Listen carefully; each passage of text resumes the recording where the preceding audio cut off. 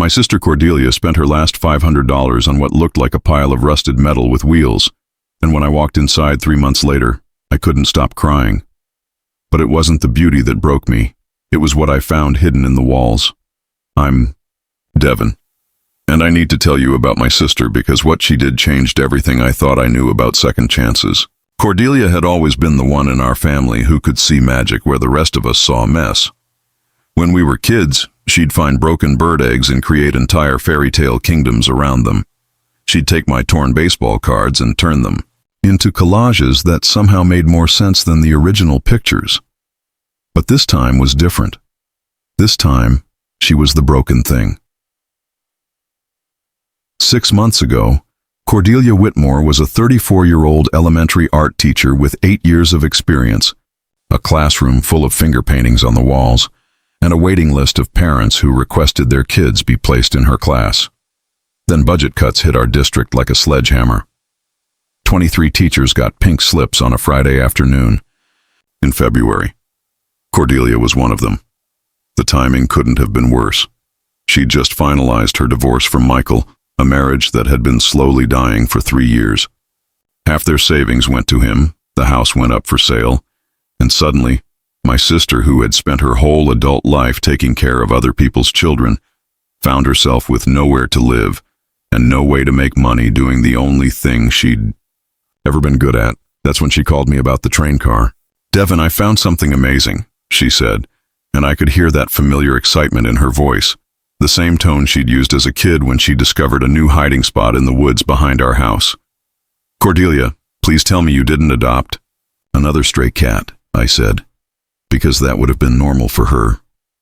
"Better, I'm buying a train car." I thought she was joking. I actually laughed. "What are you talking about?" "A real train car, Devin, from 1947. It's sitting on this little piece of land about 20 minutes outside town, and it's perfect." I drove out there that same afternoon to talk sense into her.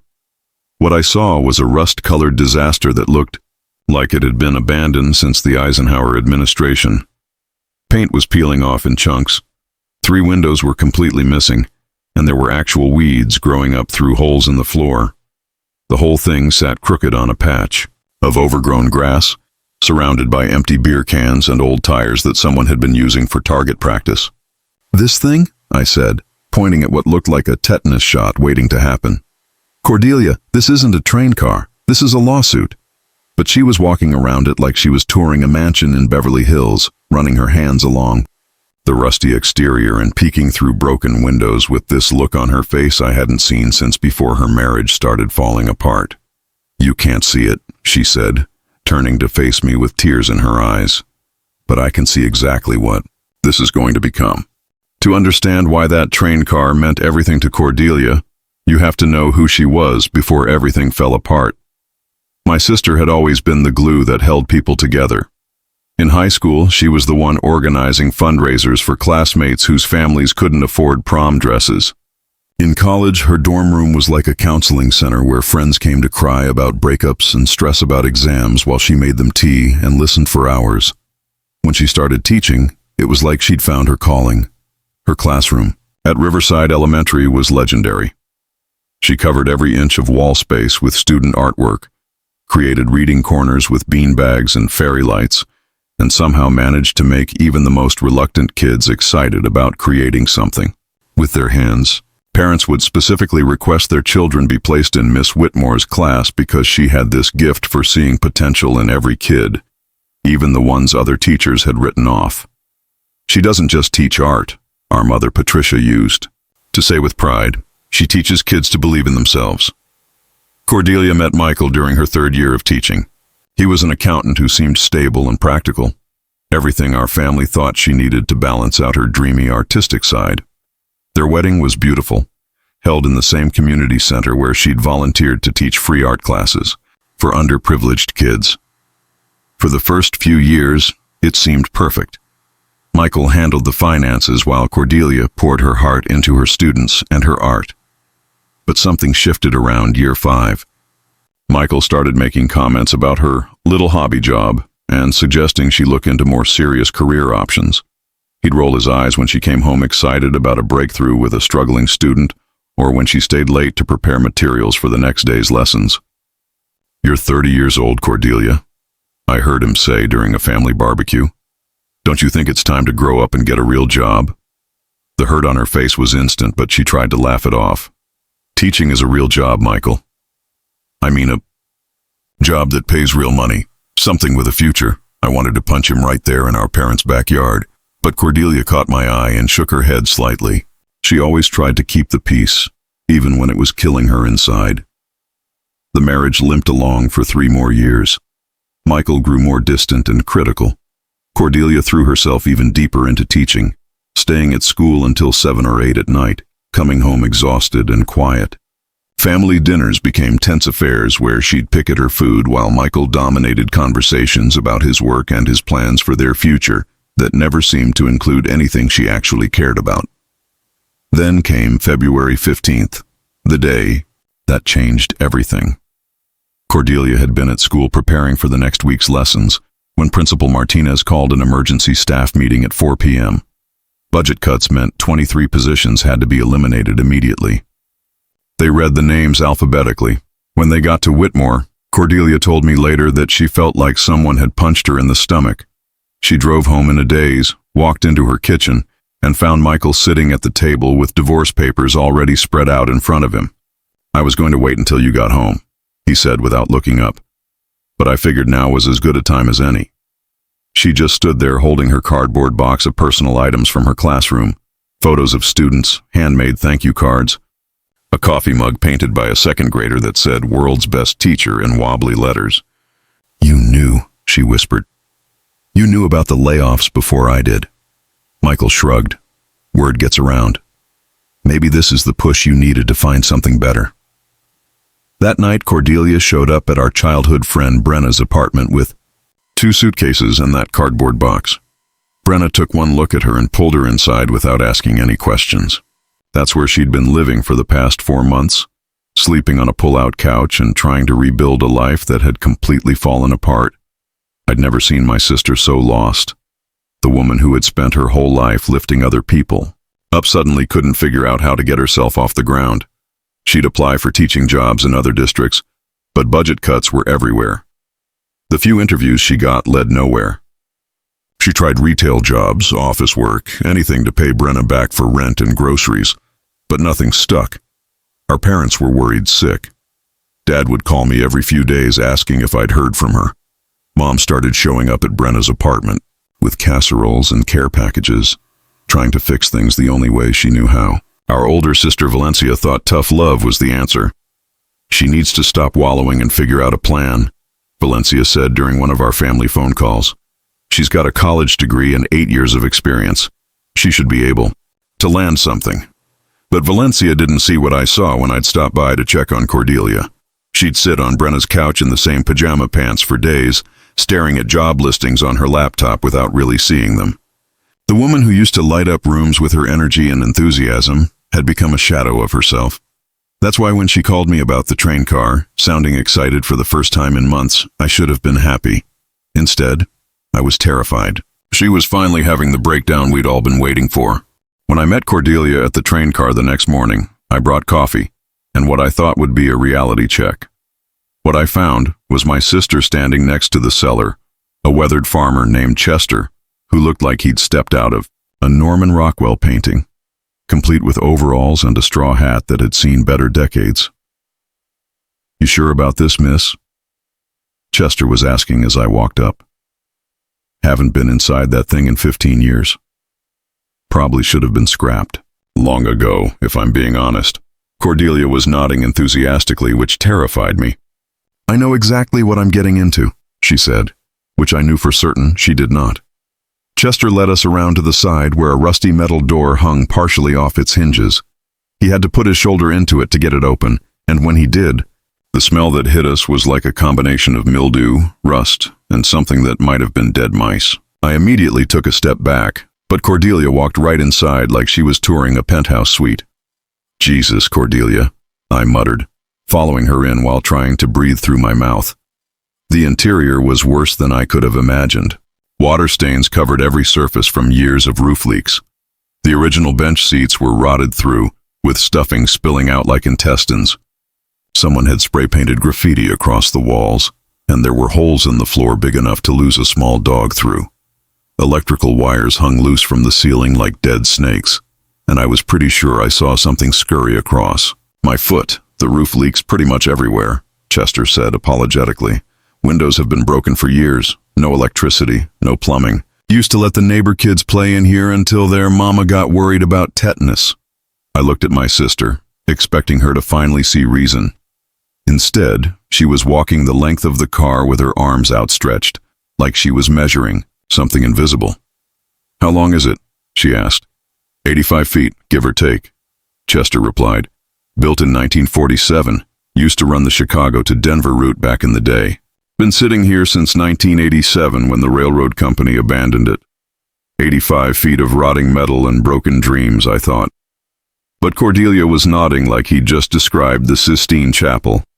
After Chester left us alone to think it over, I tried one more time to talk sense into her. "Cordelia, look around. Really look. This place is a disaster. You don't have money for materials. You don't have tools. You've never done construction work in your life. It's going to be winter in 2 months, and this thing doesn't even have heat." She turned to face me, and I saw something in her eyes I hadn't seen since before the divorce. It wasn't just determination. It was desperation. "Devin, I have $500 to my name. That's it. My unemployment runs out next month. I'm 34 years old, sleeping on my friend's couch, and I can't even get hired at Target because I'm overqualified. I need something that's mine, something I can control. But this," I gestured at the chaos around us. "This isn't control, this is insanity." "Maybe," she said quietly, "but it's my insanity." That evening, I called an emergency family meeting at our parents' house. Mom had made her famous pot roast, thinking comfort food might help us talk Cordelia out of what Dad was already calling the train car situation. Valencia drove down from her job in the city, armed with printouts of apartment listings and job openings that she'd researched. "She's having some kind of breakdown," Valencia announced before she'd even taken off her coat. First the divorce, then losing her job, and now this. "We need to stage an intervention." Dad was more diplomatic but equally concerned. "Honey, I know you want independence, but this seems like a lot of money to spend on something that might not be fixable." "It's only $500, Dad," Cordelia said. "It's your last $500, Mom pointed out gently. "What happens when you need groceries? Or when your car breaks down? Or when winter comes and you're trying to work on this project in freezing weather?" Cordelia looked around the table at all of us, and I could see her shutting down. She'd come hoping for support and instead found a tribunal. "You all think I'm crazy," she said. It wasn't a question. "We think you're hurting," Dad said carefully. "And when people are hurting, sometimes they make decisions that don't make sense." "What would make sense?" Cordelia's voice was getting sharper.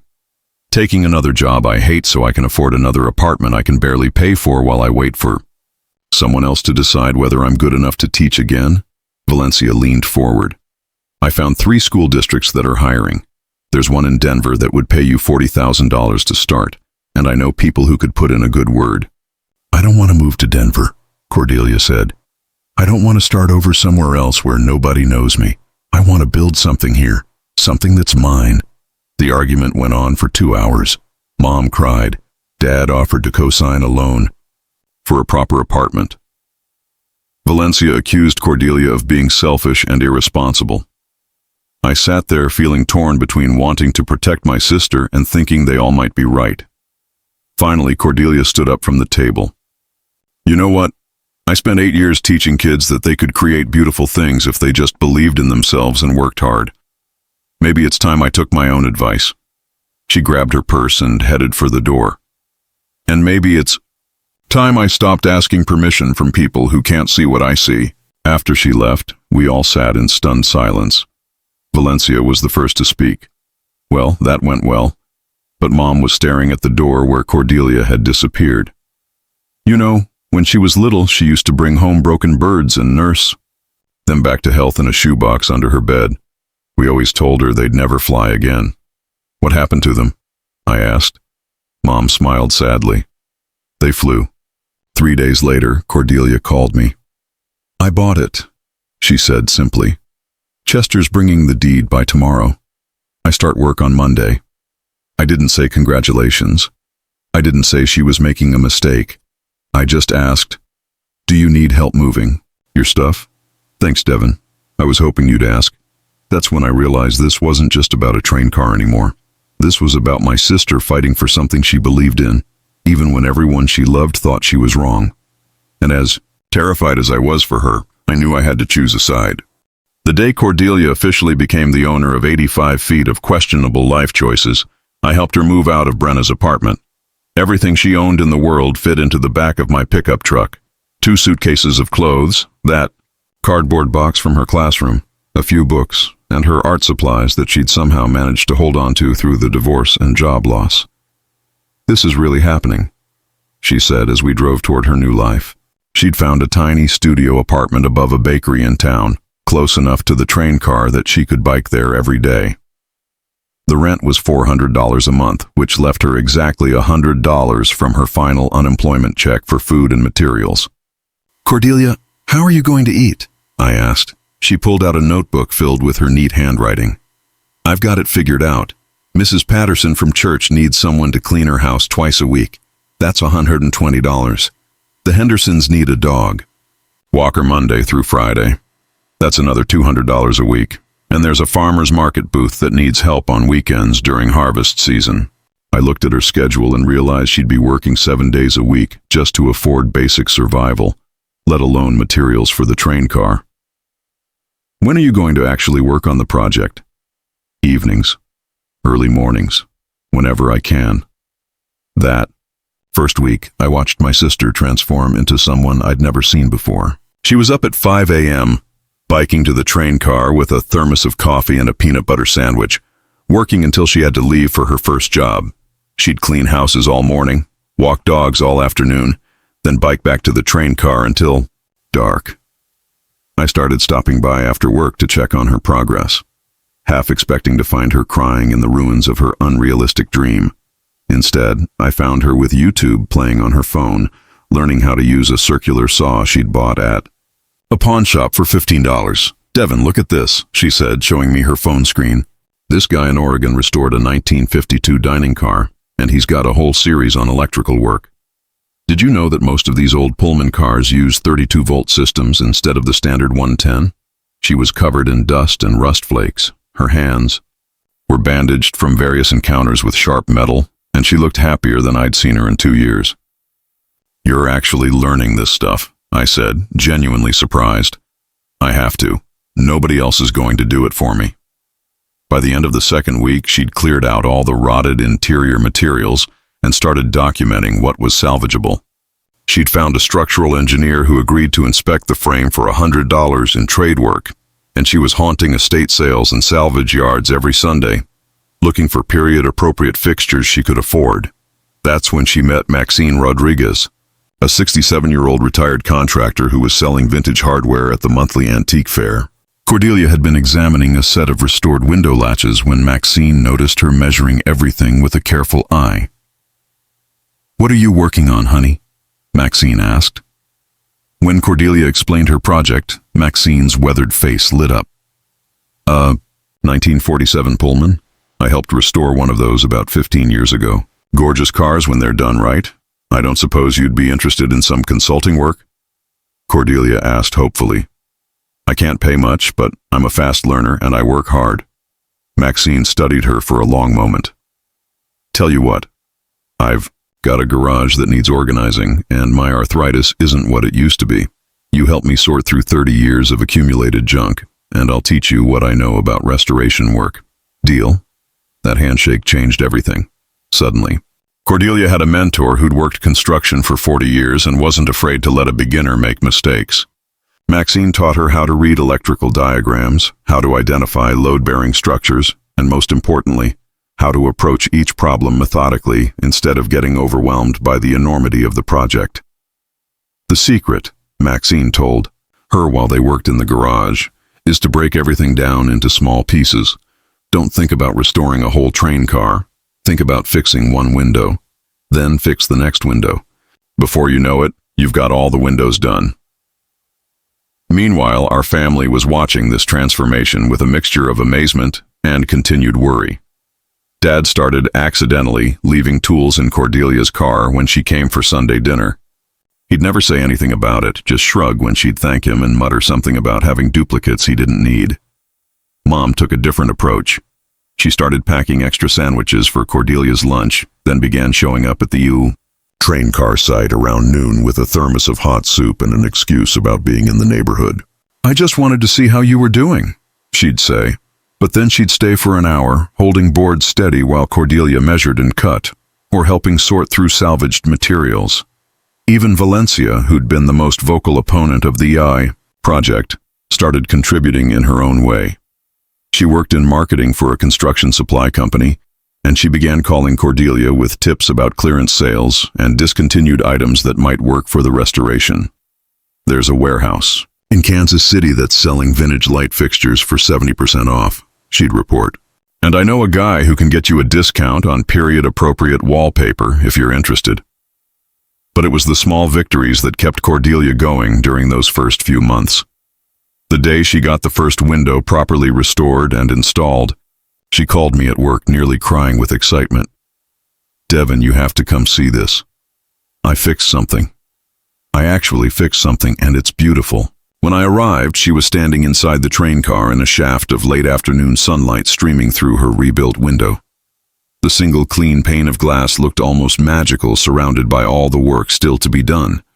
"It's not much yet," she said, "but it's progress."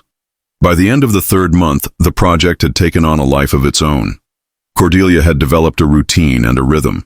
She knew which salvage yards got new inventory on which days. She'd made friends with the staff at the hardware store who would save unusual items they thought might work for her project. She'd even started a notebook where she sketched out ideas and tracked her progress with before and after photos. More importantly, she'd started talking about the future with a confidence I hadn't heard since before her divorce. She'd mapped out the entire restoration timeline, researched historical details about Pullman car interiors, and developed a vision for the space that honored its history while making it functional for modern life. "I'm not just restoring this train car," she told me one evening as we worked together replacing rotted floorboards. "I'm proving to myself that I can build something beautiful from something broken. That I can take the worst situation of my life and turn it into something I'm proud of." She paused, wiping sweat from her forehead with a paint-stained bandana. "And maybe I'm proving it to everyone else too." That night, as I drove home past the train car glowing under the work lights, Cordelia had rigged up. I realized my sister hadn't just found a project. She'd found herself again. The call came on a Saturday morning in late October. I was drinking coffee and reading the paper when my phone rang, and Cordelia's name appeared on the screen. When I answered, I could hear her crying. "Devin," she said, and her voice was shaking. "You need to come see this. Right now." My heart dropped. 3 months of backbreaking work, and something had gone catastrophically wrong. I imagined the roof collapsing or a fire, or maybe she'd finally injured herself badly enough to require a hospital visit.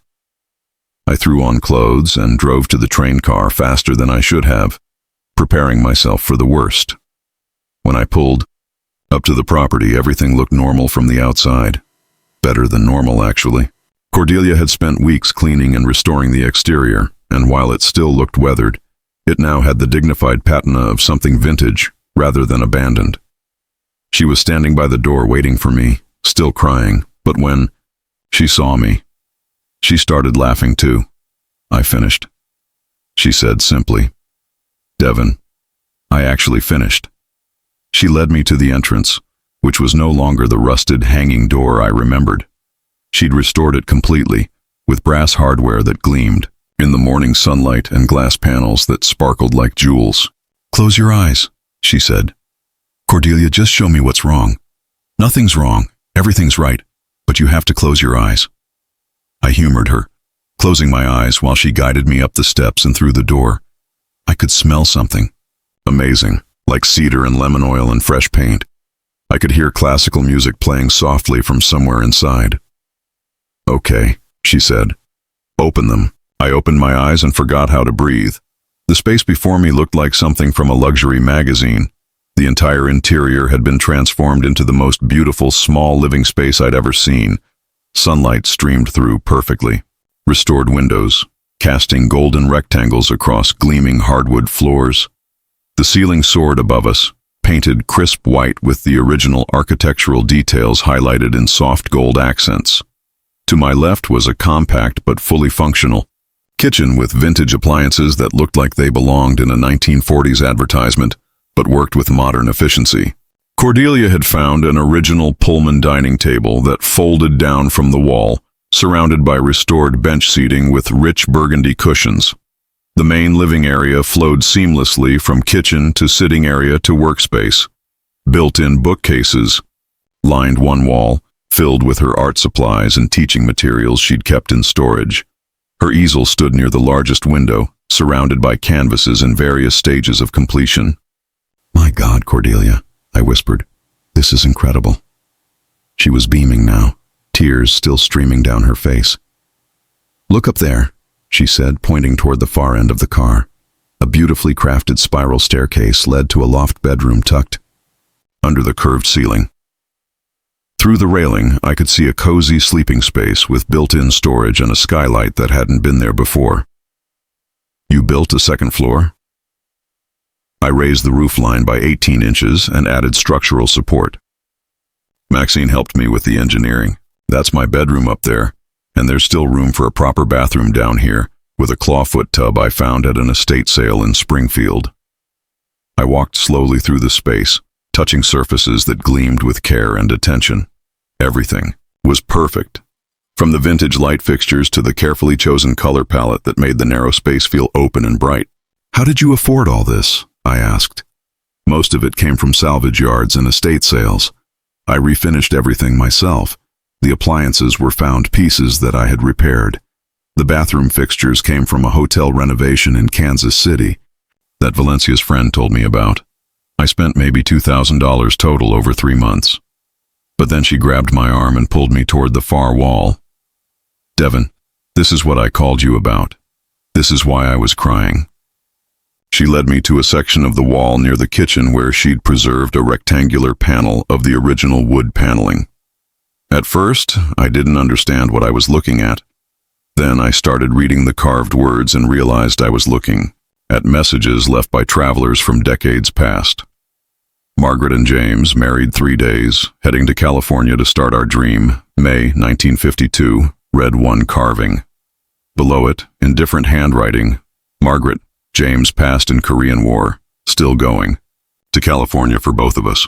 1954. There were dozens of them. Tommy Morrison, age 8, going to see Grandpa in Denver, 1949. Sarah and Bill, 25th wedding anniversary trip, 1963.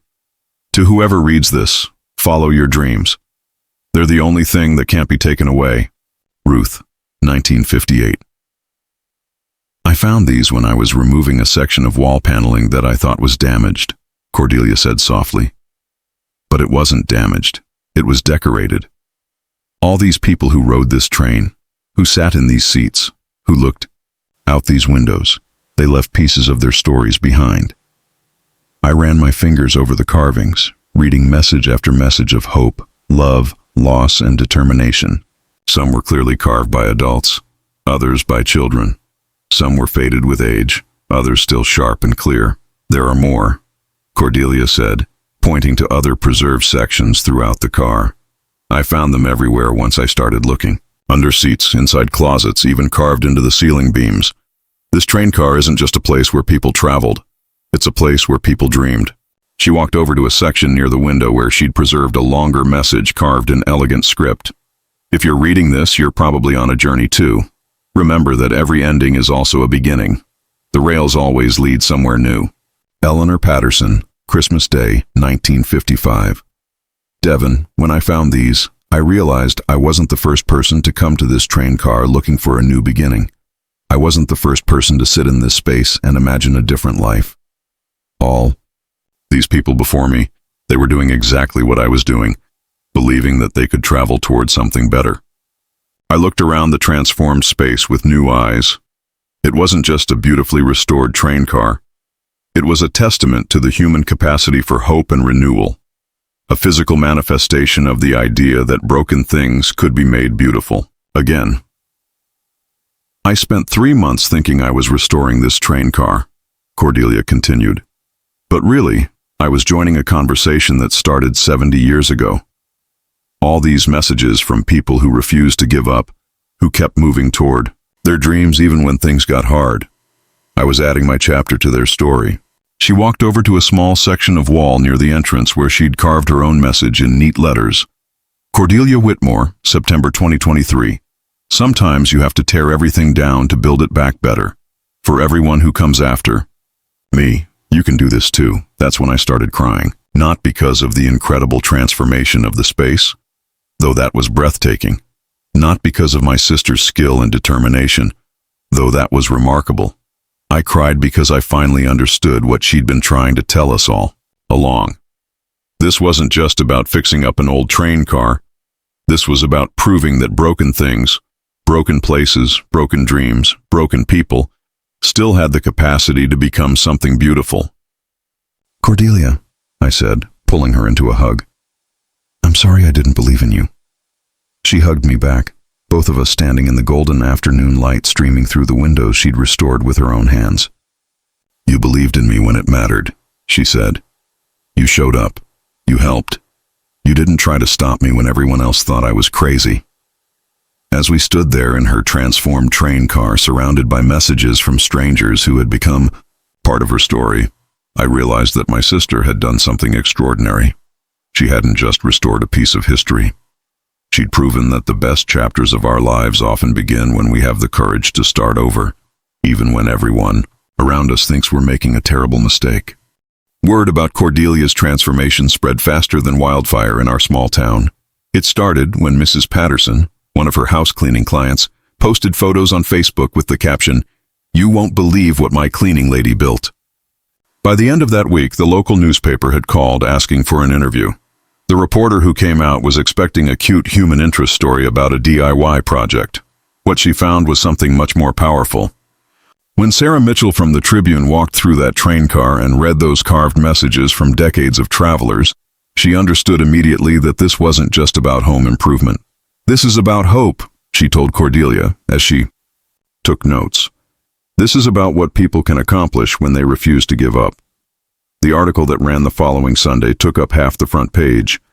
Local teacher transforms 1930s train car into symbol of resilience, read the headline, with a photo of Cordelia standing in her kitchen, sunlight streaming through the restored windows behind her. But it was what happened next that changed everything.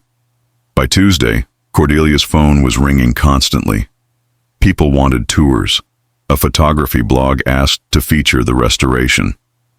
3 different home improvement shows reached out about potential episodes. But the call that mattered came on Wednesday afternoon from Dr. Patricia Henley, the head of admissions at Riverside Academy, a private school about 20 minutes from town. Ms. Whitmore, Dr. Henley said, I read about your project in the Tribune. I was wondering if you might be available for lunch this Friday. I have a proposition that might interest you. When Cordelia met with Dr. Henley, she learned that Riverside Academy had been looking for someone to launch an innovative new program. They wanted to create an adaptive creativity curriculum for students who were struggling academically or emotionally, kids who needed to learn that they could build something beautiful from difficult circumstances. We've been searching for the right teacher for months, Dr. Henley explained. Someone who understands that creativity isn't just about art, it's about problem solving and resilience and believing in possibilities. When I read your story, I knew we'd found our person. The position would pay more than Cordelia had ever made teaching in the public system. It would give her the freedom to develop her own curriculum, working with small groups of students who needed individual attention. And it would allow her to keep living in her train car, which had become not just her home, but the centerpiece of her teaching philosophy. I want you to bring some of your students out here, Cordelia told Dr. Henley during the tour. I want them to read these messages from the people who came before us. I want them to understand that transformation is always possible, even when things seem hopeless. 3 weeks later, Cordelia started her new job. Her first group consisted of 8 students, ages 12 to 16, who had been struggling with everything from learning disabilities to family trauma to social anxiety. She brought them to the train car on their second day of class. "I want you to meet some friends of mine," she said, leading them to the preserved wall panels. "These are people who faced uncertain times and chose to keep moving forward anyway." I'll never forget watching those kids read those carved messages.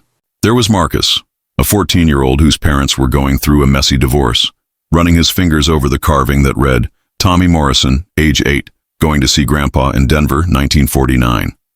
There was Lily, a 13-year-old who'd been bullied so badly she'd stopped speaking in class, staring at the message, "To whoever reads this, follow your dreams. They're the only thing that can't be taken away." Ruth, 1958. "Did these people know you were going to fix this place?" Marcus asked. "No," Cordelia replied, "but I think they hoped someone would. I think they left these messages because they believed that broken things could be made beautiful again, and they wanted future people to know that." Within a month, Cordelia's students were creating their own projects in the train car workspace. They built birdhouses for the local animal shelter. They restored old furniture for families in need. They painted murals for the community center. But more importantly, they started believing in their own capacity to create positive change. The program was so successful that other schools started asking Cordelia to consult on similar initiatives. She began traveling on weekends, helping other educators develop programs that combined creativity with healing. Always, she brought photos of her train car and copies of those carved messages, sharing the story of how broken things could become beautiful again. Our family relationships had transformed too. Dad started bringing his friends by to see what my daughter built, and the pride in his voice was unmistakable. Mom stopped worrying about Cordelia's unconventional choices and started bragging to her book club about having raised such an innovative daughter. Even Valencia, who had been the most skeptical, began referring potential students to Cordelia's program. But the change that meant the most to me was seeing my sister become herself again, only stronger. The woman who had been broken by job, loss, and divorce had built herself back into someone who helped other people navigate their own difficult transitions. She had literally turned her lowest point into her greatest strength. 6 months after the train car was finished, I found Cordelia sitting on her front steps one evening, watching the sunset paint the sky in shades of gold and pink. She looked peaceful in a way I hadn't seen since we were kids. "Any regrets?" I asked, settling down beside her. She smiled. "About spending my last $500 on a rusty train car that everyone thought was a terrible idea." "Yeah, about that. Devin, do you know what I learned from those carved messages? Every single person who wrote on those walls was in the middle of some kind of transition. Moving to a new place, starting a new life, dealing with loss, chasing dreams. They were all taking risks, all believing that the future could be better than the past." She gestured toward her restored train car, glowing in the evening light. "I used to think I was the only one who had ever felt lost and scared and uncertain about the future. But those messages taught me that feeling lost is just part of the human experience. The difference between people who stay stuck and people who transform their lives is simple. Some people keep moving forward even when they don't know where the rails are leading." A year later, Cordelia's story had inspired restoration projects in 12 different states. Her teaching program had been featured in national education magazines, and the train car itself had become a sort of pilgrimage destination for people going through their own difficult transitions. But for me, the most important part of this story isn't about the beautiful space she created or the recognition she received. It's about what my sister proved that day she called me about a rusty train car that nobody else could see the potential in. She proved that when we have the courage to invest in our own vision, even when everyone around us thinks we're making a mistake, we can create something more beautiful than we ever imagined. She proved that broken things, broken places, broken dreams, broken people, still contain the seeds of transformation. And she proved that sometimes the best chapters of our lives begin when we stop asking for permission and start building the future we want to see. If Cordelia's story resonated with you, If it reminded you that you have the power to transform the broken places in your own life, I'd love for you to hit that like button and subscribe to this channel. Share this story with someone who needs to hear that beautiful things can come from difficult beginnings. And remember, like those carved messages in the train car walls taught us, every ending is also a beginning, and the rails always lead somewhere new. The most important lesson my sister taught me is this: don't wait for someone else to believe in your vision before you start building it. The world needs what you have to create, even if you're the only one who can see it right now.